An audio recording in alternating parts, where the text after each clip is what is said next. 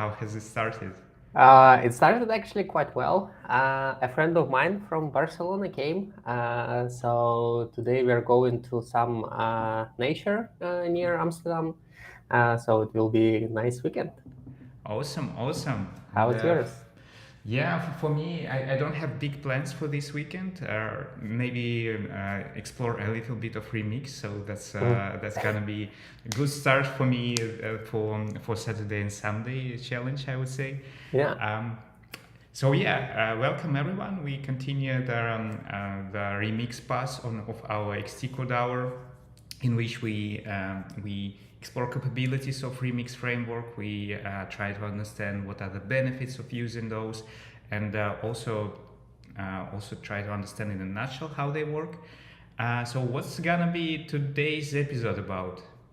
Yeah, it's quite funny the way how we started and the way how we progress because we started actually from the end.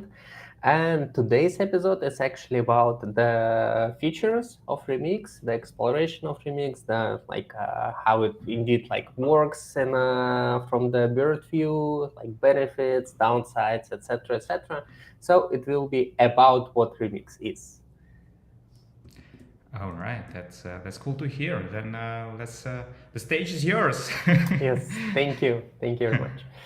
So yeah, so there is it's kind of a draft presentation yet, so it's not fully ready, especially those slides that are like a title and about me, but they're not like that much important for this talk because yeah, I already was here several times, so I'm a front-end developer at ING. I'm working there for 5 years now. On my free time, I run a small development agency, and for one of our projects, we used Remix. So I got like inspired about Remix. I heard some buzz before this project, then I learned a little bit more about Remix during this project, and I want to share this knowledge with the rest of the world. So what Remix project is? I'm going to switch to the tab with the presentation if I can find it myself. This one, okay. So the Remix project and the Remix framework. So this is the screenshot of their landing page. I still think that their landing page is one of the best actually for the frameworks because how it's done, it's more like on an Apple style. And the remix is focused on the web standards and modern web app UX. You're simply going to build better websites. So Remix is a full stack web framework that lets you focus on the user interface and work back through the web standards to deliver a fast, sleek, and resilient user experience. People are gonna love using your stuff. So here we can see already that there is a web standards, modern web app, and build better websites is highlighted with a different color. And during the presentation, we will actually kind of validate each of this point, and we'll see whether it actually true or it is not. But before we started, I started like exploration of Remix. I wanted to send some stage and actually take a look at the history and see what were and what are the rendering approaches in general. So this screenshot I took from the web dev rendering on the web. And on the right, I also added like some history when the Perl was released and the PHP. And so we have kind of the gradient of the rendering strategies goes from the fully on the server side to fully on the browser side. So history, like the first rendering strategies were based on the very first, it was just a static HTML. So it was close to static SHR, SSR, static site rendering or server-side rendering. It was not server-side rendering; it was just static files on the server. So there was no actual dynamic parts. There was no variables. Everything was static. Everything were documents. So then, in 1987, then 1995, the first programming languages started to appear, and they offered some like having some dynamic things on your backend, and then those dynamic things can be stored in the database. They can be dependent on the user, on the date of the time, etc., etc. So that's how the server rendering started. So it was a dynamic HTML. It was not like the static HTML. It has some dynamic parts. And then over the time, we progressed to this direction, to the full client-side rendering direction. We went through like a period of JavaScript language in 1997, which was incorporated in the browsers, and then we could see some browser dynamic parts. Then Node.js was released, and then we could do some JavaScript rendered on the backend. And then in 2010, one of the first full-featured framework for the web was released, even though before there were like Knockout.js or Backbone.js, which were also helped a lot with the full client-side rendering. But AngularJS was the first, which was like widely adapted by everyone. So with this, we moved our entire rendering pipeline from the server to the client, and then we served a little bit of the static parse from the server, and plus a lot of different links to JavaScript files, and they were all rendered on the client side. And then there were like some optimizations when we wanted to use some resources of the server, server-side rendering, for example, or static server-side rendering. So server-side rendering is like with the help of Node.js, you could render the same code on the server side. Static side generation, server-side rendering with rehydration. That's all about when you render some parts of your website on the server, then serve them to the client, and then on the client side with another framework, with another help of the framework, another assistance, those things are rehydrated and become dynamic as well. So first rendered on the server, that helps with SEO and with also a little bit with the speed. And then on the client side is rehydrated, and the client starts, or the customer, the user starts interacting with the server, with your web app as fast as with the regular mobile native application. So there are like different rendering approaches, different rendering strategies. So where is Remix? Here in the examples, we can see that like in the server-side rendering with rehydration or just hydration, we can see Next.js. Next.js is another popular React framework. It was one of the first ones that introduced file-based or folder-based routing mechanism. It was the first one which made a focus on the server-side rendering. So apparently Remix is somewhere here as well. Server-side rendering with rehydration. So let's take a look. I hope I will have it working. Actually, not 100% sure about this, but we will see soon. Yeah, we will find out. Yeah. How So the first thing I will need to check is how to actually start it. And we have a package.json, and we have a dev command.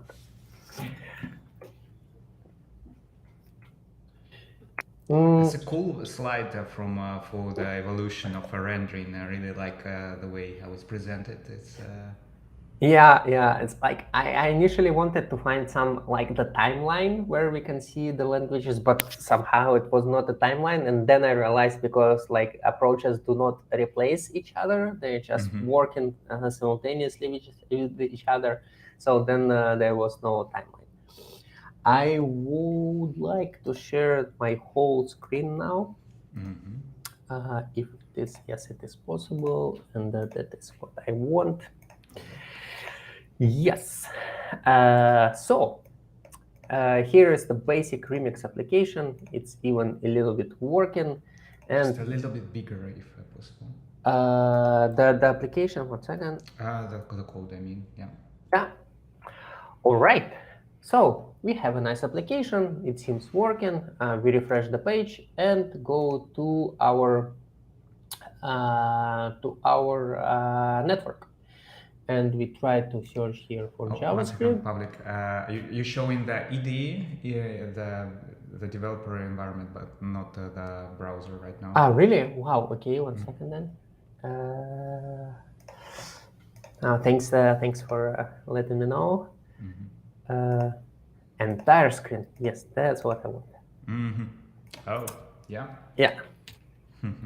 So, okay, we have a small Remix application that's going to be used in our workshop in June. So please take a look at this workshop. Yes, we can refresh the page. We can see a list of movies that is retrieved from the database and the details of the movie that is retrieved for another table in the database. And we can see reviews for a movie that is retrieved from another table in the database. So you can see that everything is working, like we can switch the movies and shows the different reviews, and we can see, and that is the most important part, is that there is no React on the page. Actually, if we take a look at the all network requests, we can see some Bootstrap, even though it does not look like a Bootstrap site. It's a Bootstrap on the backend, or is used here.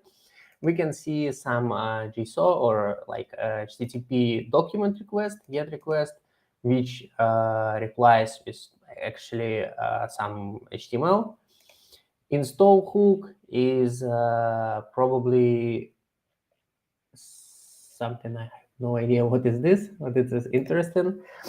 And yeah, that is it. And like a lot of and some socket request. So, and the thing is here is that this version of Remix application works without JavaScript. So, however, we can add JavaScript to this application, and it was quite easy.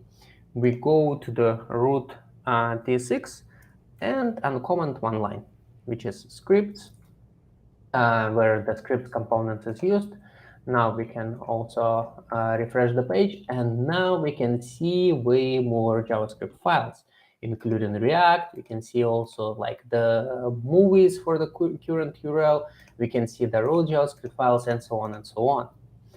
So actually, Remix follows not one, but two different approaches.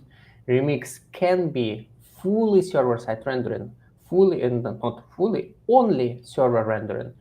And also it can be server-side rendering with rehydration.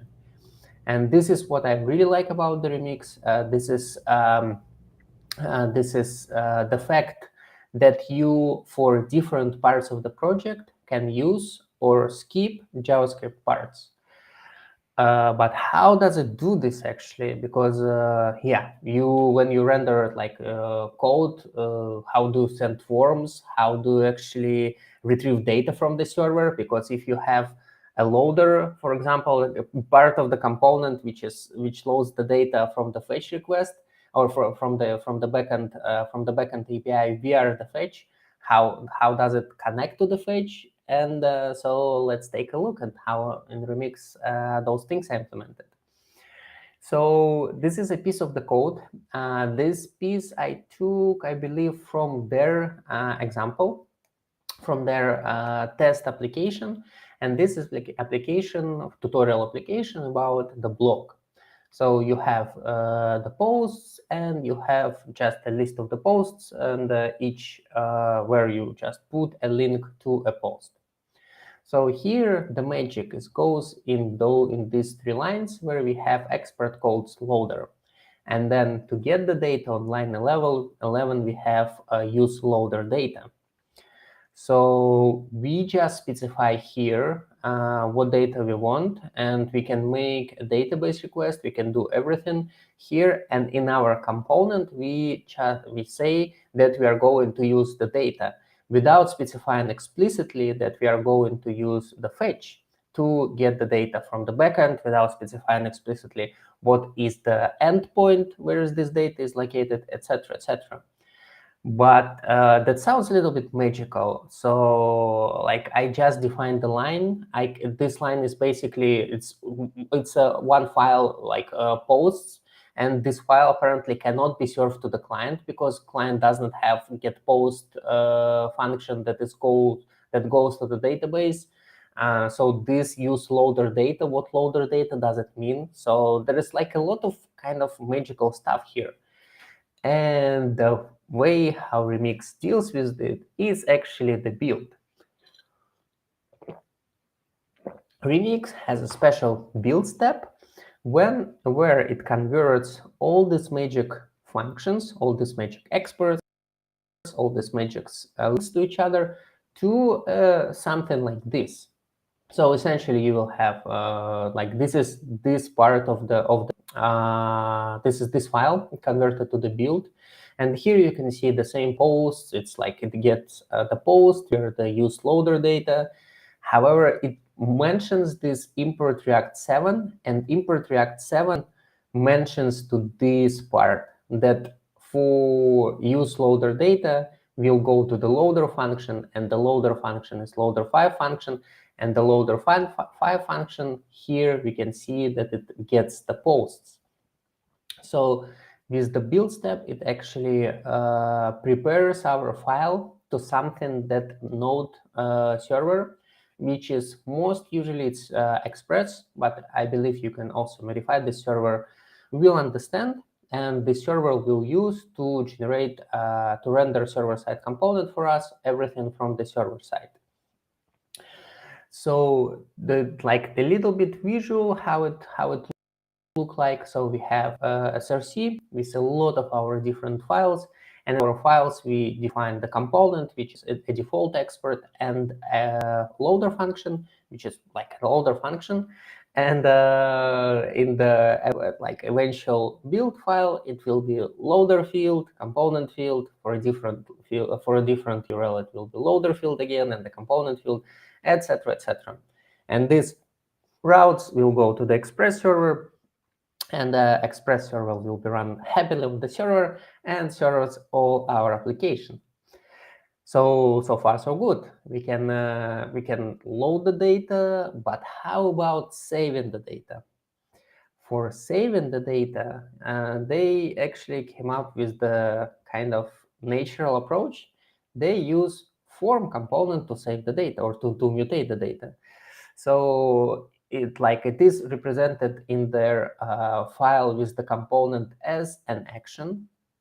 So you can see from the line 10 to line 21 that there is an action here, and this is also inspired by the example from the from their tutorial, from their blog tutorial, but here it's way more simplified. So I removed a lot of different parts, so it just get to the one screen. Here we can see just that for the request, we can get the form data. In the form data, we can get the title, and then we can create a post with this title.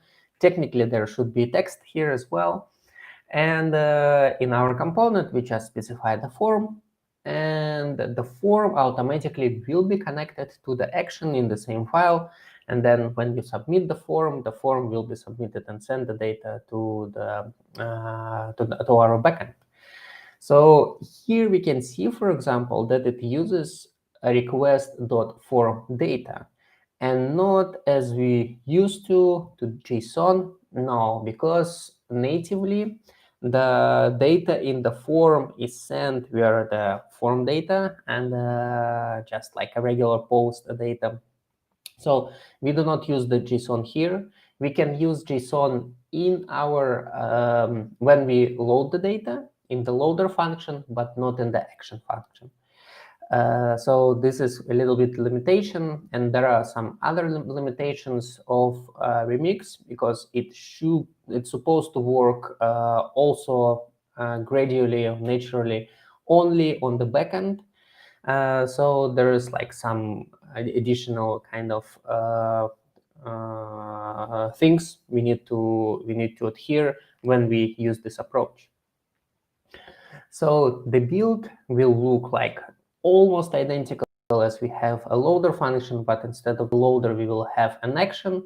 And an action is exactly the same build function. So we have, this is a little bit simplified code. So we have await in the same line as we get the title.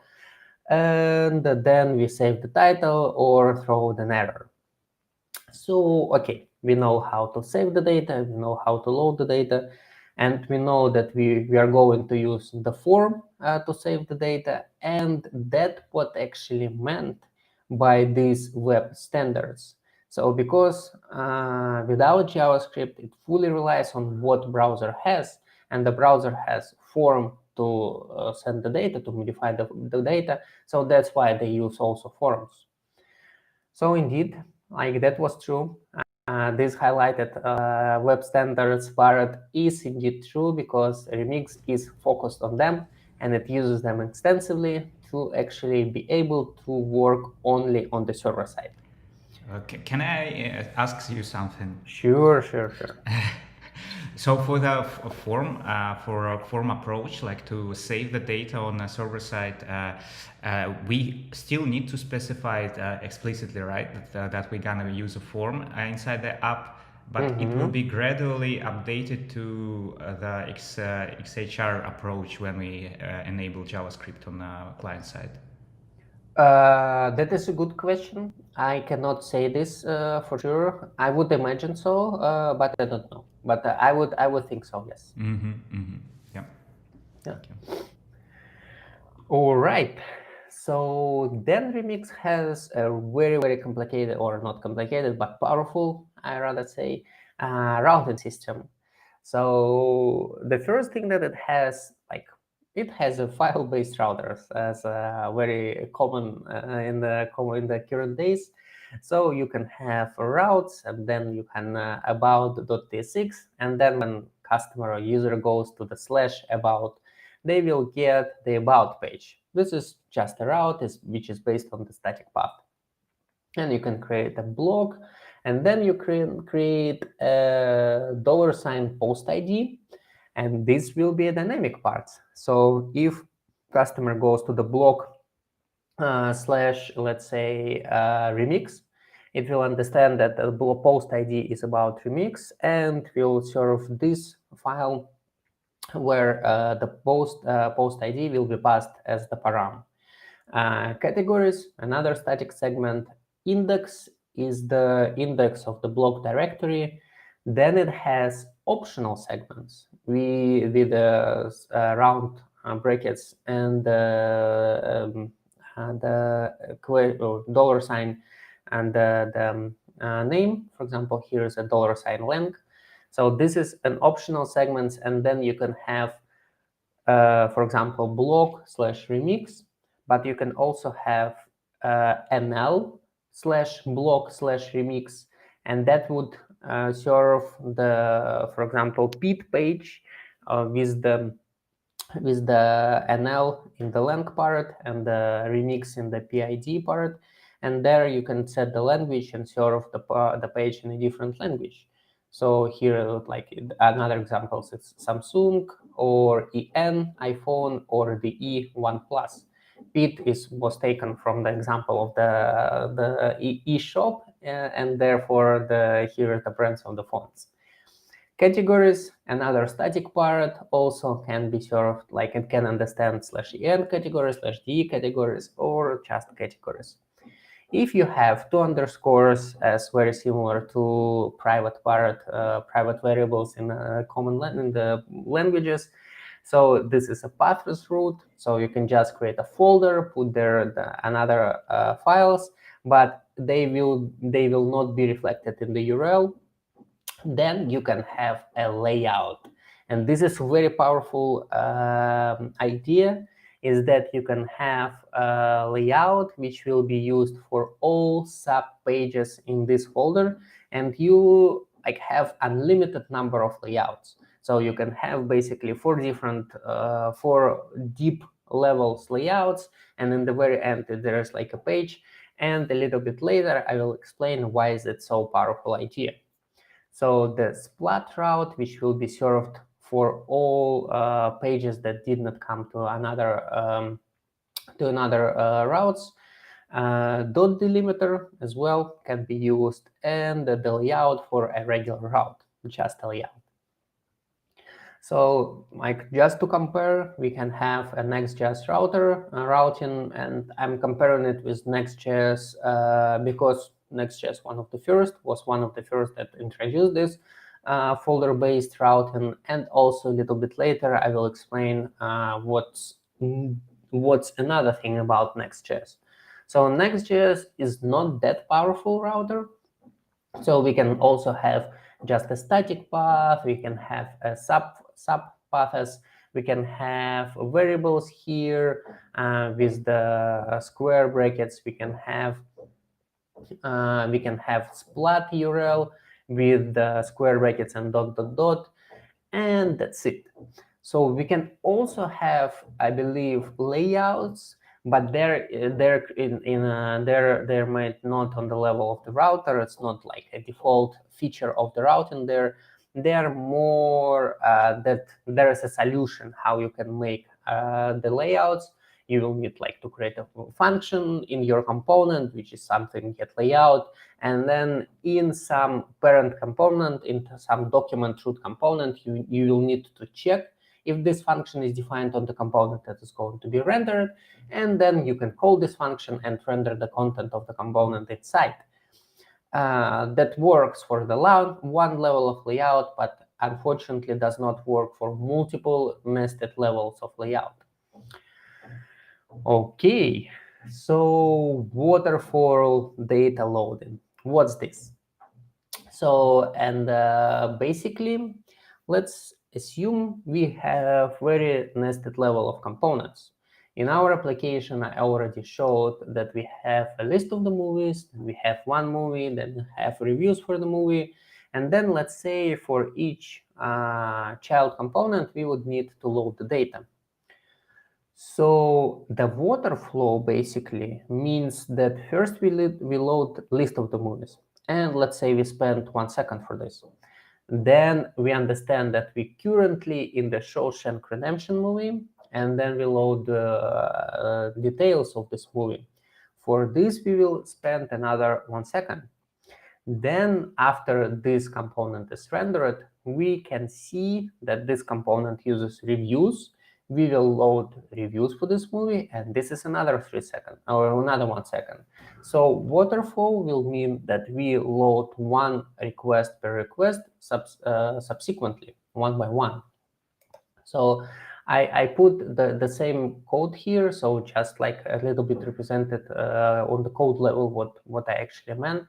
So we have a movies page where it renders the list of the movies, and when the movie is selected, we render one particular movie. Then in one particular movie, we get the data. So you can see here that for the movie, we use queries to get the movie. For the movies component, we use query to get the list of the movies.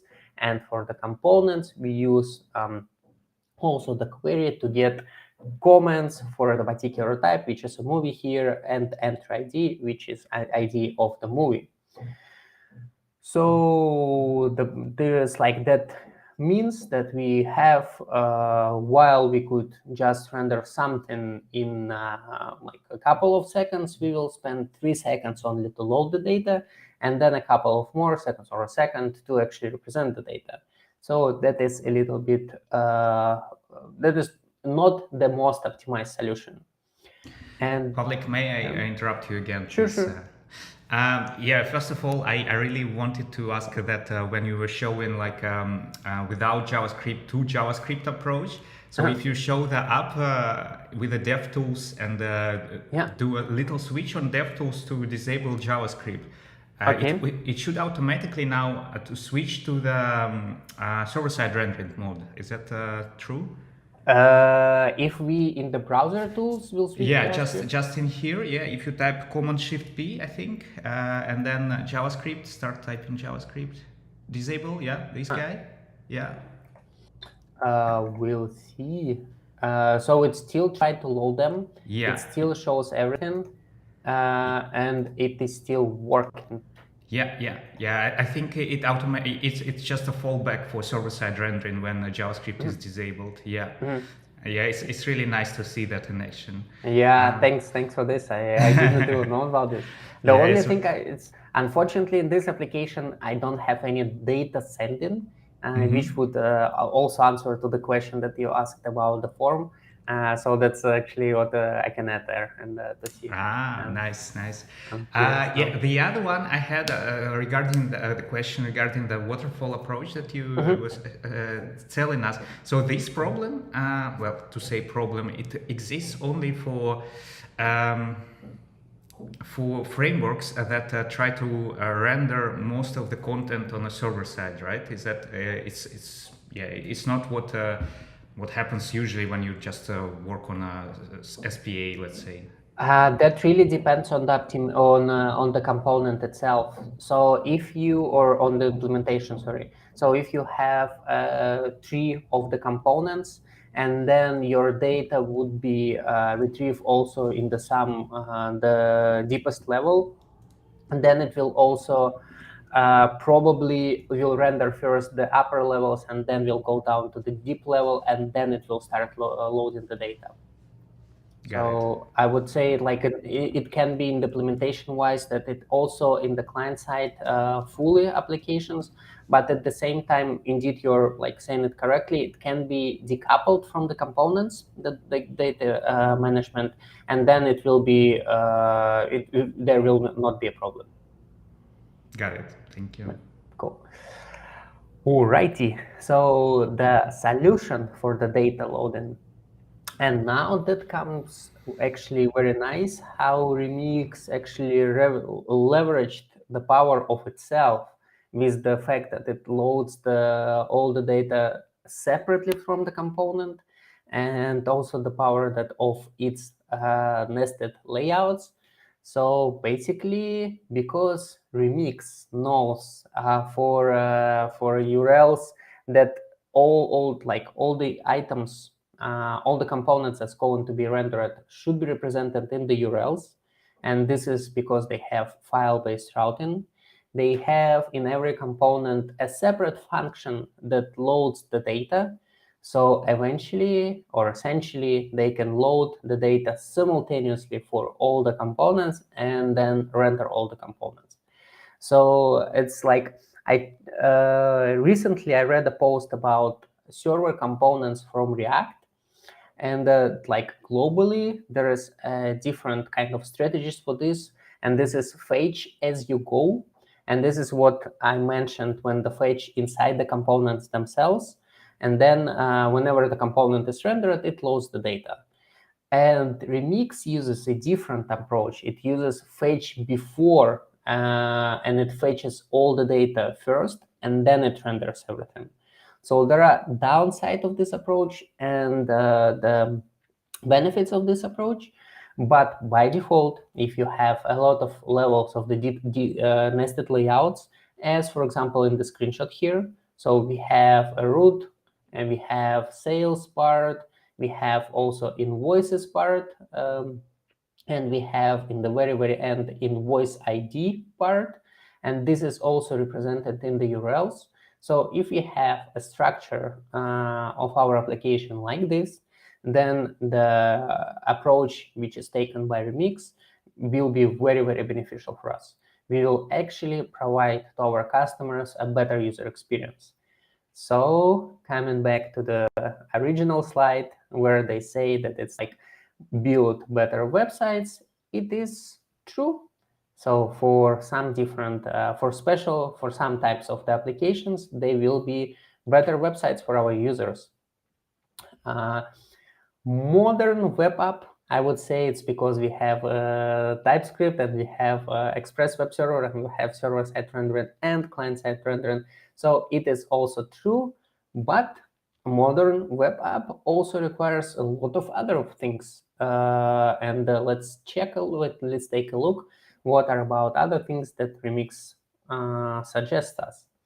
So the first one is authentication. This one goes from their tutorial of the Jokes app, where the user can register and can log in. And the authentication flow is very, very simple. So we come to the login page, we submit the page, we like validate the data, or like on the data is validated on the server. Is it register or login? Let's say it's login. User exists. Let's say yes, and the password is matches. And here I would like to highlight this part, is that the session cookie is created with the user ID. So, and the thing why I wanted to highlight it, because that is another limitation of the fact that Remix can work only server side without any JavaScript on the client side. Nowadays, for example, popular approach is to have, let's say, JSON web token.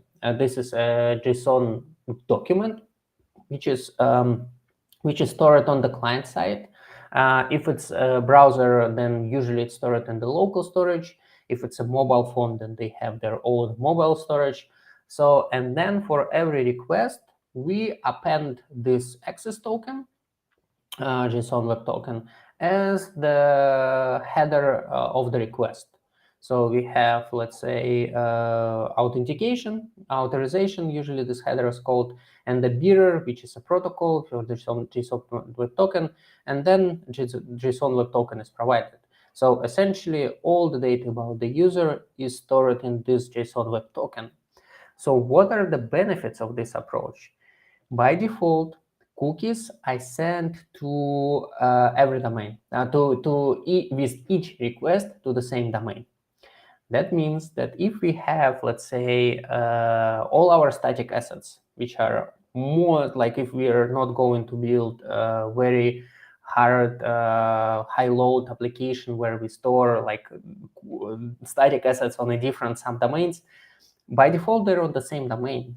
And then our authentication data is sent with this requests too. So with the JSON web token, we have more granular control on what we can explicitly specify with what requests we want to send the data, the authorization token, and with what we don't want to send them. So another approach, another like downside is that like with the cookie, it's easier to have forged requests, cross-site request forgery. So because we can trick the browser if there's like vulnerabilities on our client-side code to actually send the request on the regard of the user, and then because every request by default contains all the cookies, then this request will contain the cookie as well. And then we can accidentally delete the data that should not be deleted, like we can modify the data, we can add the data. So there is like additional vulnerability with this, or potential vulnerability. I'm not saying that it's like necessarily a vulnerability. So on the side, like on the different side, that the benefits of like just a cookie is, okay, we have a more granular control, but we need to implement this. With the cookie, even though it's sent with the every request, and that opens some possibilities for vulnerabilities and for hackers, it is simpler because it's managed by the browser. So the browser does all the job for us, and we don't need to think about it. So like nowadays, most of the websites actually use JSON web token, but most of the websites also relies on the fact that on the client side, JavaScript is enabled, and if it's not enabled, then actually authentication completely not working. So with this approach, it will be working. It will rely on the web standards, but yeah, again, there are some downsides with this. However, I have one tricky question at this point. I don't okay, know. okay, go ahead. Do you know if they use the headers approach for storing JWT, or it's maybe it's using local storage or something like that when JavaScript is on? No, and I would say that probably they don't use it. So it will be actually the cookie, even JavaScript, when the JavaScript is enabled or is disabled. Yeah. That's at least from the tutorial, I understood it because they only relies on the cookie. So Yep. even if we provide an additional header, they will not be able to get this because they only use the cookie storage.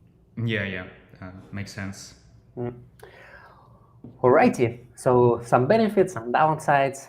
They decided to go with this approach because they're fully on the server side. It's one of their feature. So what other features do they have? SEO. Of course, for SEO, we also need to provide some meta tags, and that was quite easy implemented in the remix. I can see here, like, their documentation was actually updated recently because they're moving to the direction of version 2 for their routing and for their some other their features, including the meta function. So therefore, we have this v2 prefix from their documentation, but in the remix v2, it will be just like a meta function. And it doesn't really matter because we can see here, it's quite simple. We just return an array of our meta tags.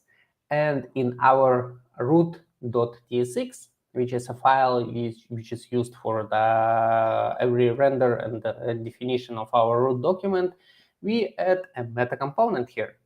So we can also add some meta tags that will be just like hard-coded. We can add them, those meta tags, in the meta function. In the meta function, we can add them to the component, to every component that we have with some other values. For example, if we want to have a different title for our different page, and most usually we do want to have a different title. So this is quite easy to actually implement in Remix. So on top of this, we have error boundaries. Error boundaries, this is an example from their joke application. And basically, for every component, we can define a function error boundary, which will be rendered when we have an error in this part of the application. Again, because of this extensive relying on the sub routing system, on the nested layouts, it can easily happen that some of our nested component through an error, and obviously we don't want to crash our whole application because of the very nested component just errored suddenly. So we provide an error boundary specifically for this component, where we can explain what happened exactly with this component. And there, on a different level, we can have a different error boundaries to explain on the different levels some useful information for the customer. So, all right. So just to summarize one more time and to validate one more time their statement about the remix, web standards covered with forms and the way how remix works only for the server side, only on the server side. Modern web app, indeed, we have all the features we need in the modern web app. We have authentication, we have like TypeScript support, we have database support, we have everything. Nested routes with the different possibilities to provide like different params, pathless params, etc. And better websites, again, because of their nice idea of separation of the state loading and the state modifying functions. We can load all the data first and then render the website for the customers faster. So this is also quite nice. So indeed, all their statements are true. So whatever said on the landing, that is true. Well, so far we went through like all the features. What if we want now to try this remix? What we're going to do? What we need to do? So their documentation is quite nice. So I can tell it after working on some project like on their documentation. It covers all the topics and even more, and they have very wonderful tutorials. There is two simple or two apps. One is quite simple, it is a blog, and one is more advanced, which is a jokes app. And the Jokes app has all the like authentication, this is SEO, error boundary, so everything is like in the Jokes app, and the Block app is bare minimum, like routing and then rendering of different components. So I would start depending on how much time you want to spend on it. Like Block can be finished maybe in 2-3 hours if you actually go through all the parts. Jokes is way longer, maybe 6, 7, 8 hours, something around this. Maybe it just took for me, maybe for you it will be shorter, but depending on your time, you can just work on the Block or on the Jokes. It will give a nice overview on the frameworks, and you will feel it with your own fingers. Then it's quite easy to deploy to vercel.com. They have it's not an advertisement by any chance. They don't pay me, but actually they have a template for the remix, and it was quite easy just to push that Block tutorial to the GitHub, and then tell to Vercel that please deploy this GitHub project with the remix framework, and it does it, and it works. So, and then do not forget to describe your experience on LinkedIn or DevTools or Medium, like where the Medium post. That actually can help your career a little bit. Also, it can help you to structure the knowledge that you got and to expose, like you can share this with your friends, with your family, and with other people, and then they will be proud of you. So that's, I think, a good start. And then pros and cons of the remix framework. So it works with or without JavaScript. That is actually a huge positive side for me personally, because maybe like 5 years, 6 years, like 4 years ago, I was looking for something that can render my React application, which I had just like regular full client-side React application, render a couple of components of it without adding a React to the page. So I just wanted like server-side rendered component without hydration, without state management, without anything. I just wanted like visually how they look. And I needed this to actually show how parts of my application, and I wanted to show them on my landing page, but I wanted my landing page to be as fast as possible. And back then, there was no such options. I ended up finding some like very, I would say, experimental package which called X0. It was created by one person for his personal goals. He shared it on GitHub, and it was like it contains maybe 2 commits, one initial commit and one some bug fixes for his own projects, and that's it. So it was not really maintained in any way. It was not really popular in any way. I used it and it worked for me, but yeah, still we cannot rely on tools like this for a long purpose. Another really good point of Remix is documentation. So documentation is really, really impressive there. You can like find all the answers of all your questions. Even in my personal project that I've like already mentioned that I've done with Remix, I spent a lot of like a couple of weeks investigating how to make something work and like try different approaches. Eventually, I managed to make it working with some hacks, and I was really proud of myself because I thought that I hacked everything I could, and then I learned that they already covered this in the documentation very nicely. So yeah, but that was really nice that they covered it, and it was not really nice, not lucky for me that I did not manage to find it beforehand, before I spent a lot of time investigating this. It was not really remix related though, but it was how to make some API calls work on Vercel. And it provides a good user experience by default. So I cannot say what will be in the future. So whether it will be the best approach for all the customers, best approach for all the projects, and probably not.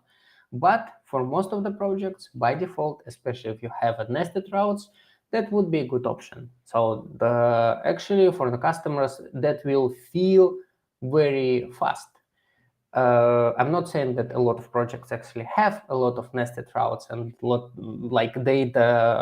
the projects suffer from this problem of the waterfall data loading, but if they do, and then a Remix is a good fit for them. The cons of this framework is no React server components. So that's what I learned again recently. So their approach with the first render then serve is incompatible with the current React server components. And React actually really focused on them. So they're working hard on them. They announced them maybe already years ago, a couple of years ago. And the last update I saw from the 23rd of March, so it's last month, and they're still focused on server components. They're working very hard with the Next.js team to actually have this support for the server components. So probably that will be the main route for the future on React, of one of the main routes. And the fact that Remix has a different idea, and the fact that Remix does not support server components is actually a little bit, maybe not so nice. And then no JavaScript, no JSON web tokens, no authentication mechanism, which is currently way more standard than using the cookies. So that's also nice. That's just a trade-off. It's not by far a downside of or negative point of the Remix itself. It's just the fact that if you don't have JavaScript or by any chance, then you cannot have JSON web tokens. And indeed, I did not specify it here because probably it is in the conclusion. So Remix is very cool. It's really, really nice technology. They really put a lot of effort in their tutorials, and they explain their ideas and their documentation very clearly. Whatever they promised in their documentation, in their landing and their documentation, they provided as good as they promised, but be careful. And in the careful part, I already mentioned the server components, which can be deviation from the standard in the future. And another thing about general ideas of Remix. So also I mentioned here, for example, the Next.js that has less powerful routing mechanism. So you don't have nested layouts, you don't have some pathless routes, etc., etc. But I did not mention that it is in the beta version now is available. So historically, in the Next.js, you had a pages folder, and in the pages folder, you could create this router that I explained, but they created a new app folder. And in the app folder, the routing mechanism is way more advanced. It looks very close to what Remix offers. So most probably in the app folder, it will be as powerful in routing mechanism in Remix. And Next.js, again, in the app folder, supports server components. And they work very extensively with React team for having the support, because as React team mentioned recently, supporting of the server components for React is not an easy job. So it requires a lot of actually investigation, a lot of putting effort in the implementation, and so on and so on. So most probably in the future, React will be kind of a framework, which is bare-bone framework, which not be used as is, and everyone will be using something on top of React. Maybe it's Next.js, maybe it's Remix, maybe it's something else, but React will be a very low-level framework. So therefore, I would, the rule of thumb is that you have your personal project that you want to explore. Remix is very, very good for you. It provides these possibilities. It's supported nowadays. It was bought by Shopify, I believe, and now Shopify invests a lot of resources in this. So it will be supported. It's not going to go anywhere. At the same time, Next.js is kind of a more standard framework. And if you aim for many years, if you have a production application that you want to maintain in 5 years, in 10 years, I would better use this Next.js or something like in this direction rather than the Remix, because I would say that it is too early to put something very serious, very production on Remix. That's my thoughts. I'm not saying that they're like necessarily very true and that they fit everyone. Maybe your situation is different, but that's my general impression of this framework, especially after building one project on it, which is like production and the customers are working with this. And on Awesome. this, yes, I conclude my talk. Thank you, Yeah, everyone. that's very nice conclusion. Thanks a lot, Pavlik. I found recently one link that I haven't seen before on Remix. That's fortunately not free, but a paid course on Remix by Ken Dodds. So yeah, maybe that's something that you can try yourself. I watched a video that is available as a preview, and it's really awesome. So yeah, I would recommend that. Let's say. Cool. And funny thing, we finished the previous workshop with Andrew with also like yeah, decomposing monolith is yeah, let's say it's very challenging approach. So you need to think if you really want that or not, and it's kind of same vibe here. Like yeah, do we want to use Remix already or not?